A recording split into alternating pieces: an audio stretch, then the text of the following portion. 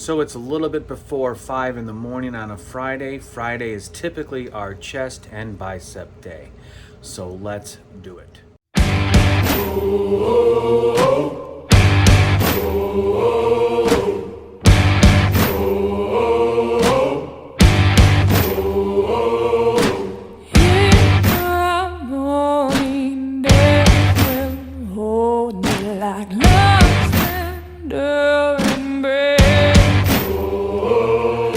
So chest day and bicep day. Why chest and bicep together?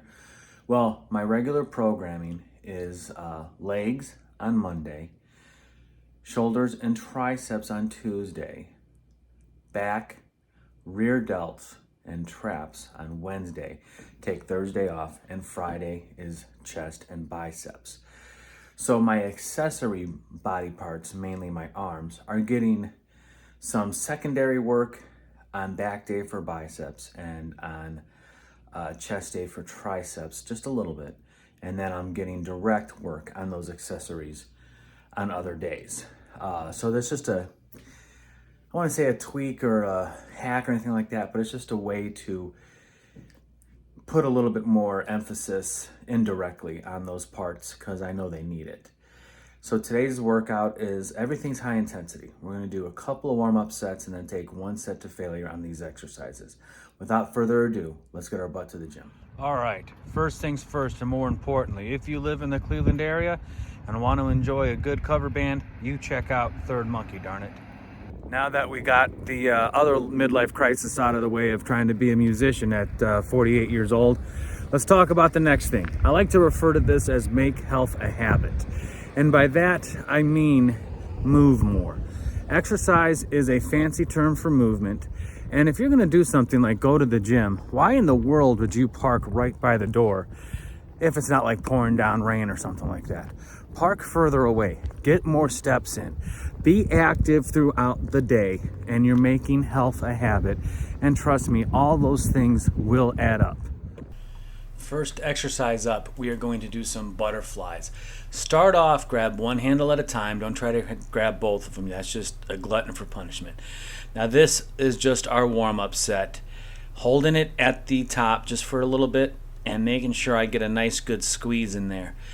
I'm not even sure what weight I'm using, but it's a weight that isn't going to kill me too much when I go into it. And you know, I don't even know how many reps I'm going to do. Probably around 8, maybe even 10. But you just keep going until, you know, you feel nice and warm, and then you basically chill out.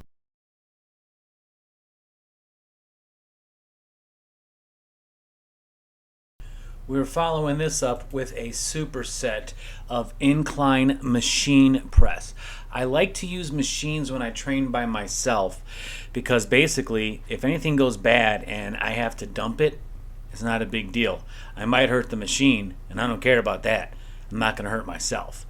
All right, now notice I try to keep everything nice and controlled. I'm not, you know, here's the thing. When you're a bodybuilder or anything, you're trying to make yourself better, you don't have to worry about momentum. You don't have to worry about lifting with ego. You're there to work out the muscles. All right? If there's one thing I could give advice for the younger people that might be watching this is train as though you're going to be old someday. Here we go with failure on the butterfly. So I'm just going to go, I got a decent weight here, and I'm keeping up, and I'm moving, and you know, I'm going at a pace, or not a pace, I'm doing a rhythm, I'm going slow. Again, momentum is going to kill you. Don't use momentum. You're not an ego lifter, you're a bodybuilder. You're working your muscles. All right, so here I am, I'm going, I don't even know how many reps I'm doing at this point, because I'm just going to keep going until I can't give another good rep. All right, and you can see I'm starting to make the faces. I'm starting to look uglier than I already am. I'm starting to make some noises, probably pissing some people off. But oh well, like I say before, I haven't said it before yet, but I've said it before in other videos. It's my membership too. All right, I don't like to make too many noises, but it happens. All right, so now here we are. I'm not able to do any more reps here, so I'm going to give one more, I think, maybe even 2. Now see, that dismount was bad. I'm never going to do that again. Sometimes watching your own videos makes you realize, hey, numbnuts, don't do that. So I take a quick breather. I could be done, but I don't want to be done. I'm doing what's called rest pause or cluster sets. I'm basically kicking my ass. All right, here we go. Now I actually did a decent mount up. Going to do a couple more reps till I can't do it anymore, and I'm holding it. And, I'm basically being my own cheerleader. Like, I got somebody in my head screaming at me, keep going, keep going, keep going. Like Tom Platz says, when you think you're going to failure, you got 5 more. And then when you think you're going to failure again, you got 5 more. Now, there's a decent dismount. All right, Chris, at least you weren't a dipshit all day. So I was getting ready to get up, and I'm like, no, screw that. I got a couple more. I'm not done yet. Let's keep going. So I scratch my head because, that makes me look cool. All right, now I got a better mount up, and I'm going for one more set until I cannot go anymore. All right, so I think I might have got 2, maybe 3 more on here, and that really wasn't about it. All right, trying to go for another one, and I got it, and that was it. I was like, okay, drop it down. So this was a little bit of a humbling experience. I had to put the weight down a little bit because the pre-exhaustion on the butterflies had really kicked my butt. And I tried going slow in all phases of the exercise, going up and going down, and definitely did not want to use any momentum. Again, folks, you're working your muscles, you're not working your ego. Of course, you want to lift heavy weights, but not at the expense of doing poor form and risking injury. So as you can see, I'm starting to struggle here, and as I'm struggling, I'm just visualizing doing another rep. I'm visualizing making those muscles bigger and making them stronger.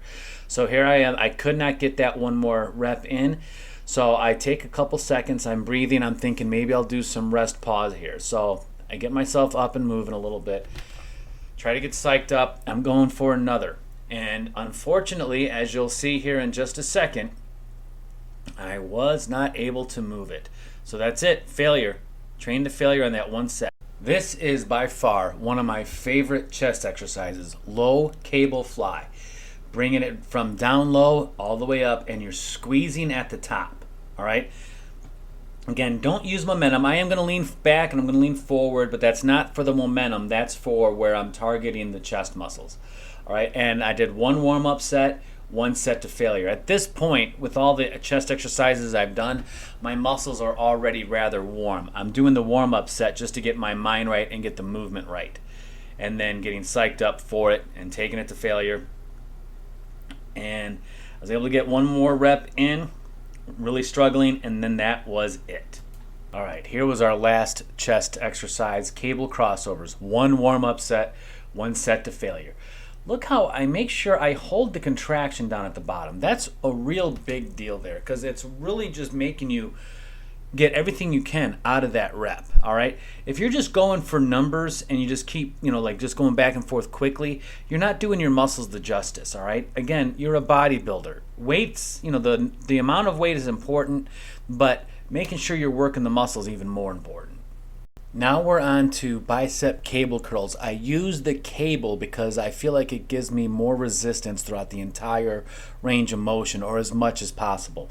The one challenge you're always going to find with bicep exercises is having resistance the whole time. Usually when you're up in the contraction part right there, you don't have much resistance. Even holding it for a couple seconds just to add that extra resistance is still somewhat challenging.